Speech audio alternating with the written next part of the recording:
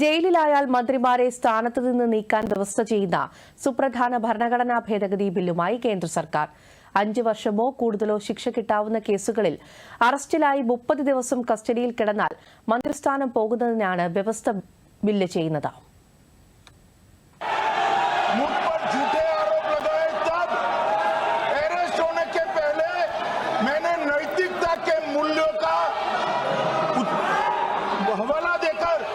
इस्तीफा भी दिया और जब तक मैं कोर्ट से निर्देश नहीं हुआ कोई संविधान को मैंने स्वीकार नहीं किया। ये क्या सिखाते हैं नैतिकता में? मैं तो इस्तीफा മന്ത്രിമാർക്കെതിരെ ഉണ്ടാകുന്ന അഴിമതി ആരോപണങ്ങൾ കുറയ്ക്കുക എന്ന ലക്ഷ്യത്തോടെയാണ് ബിൽ എന്നാണ് കേന്ദ്ര സർക്കാർ വിശദീകരണം. ഇത്തരക്കാർ ജയിലിൽ കിടന്നുകൊണ്ട് ഭരണം നടത്തുന്നത് ഉചിതമല്ലെന്നാണ് സർക്കാർ വാദം.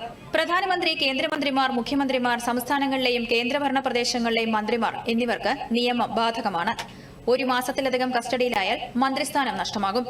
തുടർച്ചയായി 30 ദിവസം ഒരു മന്ത്രി ജുഡീഷ്യൽ കസ്റ്റഡിയിൽ കിടന്നാൽ 31ാം ദിവസം മന്ത്രിസഭയിൽ നിന്ന് നീക്കണം.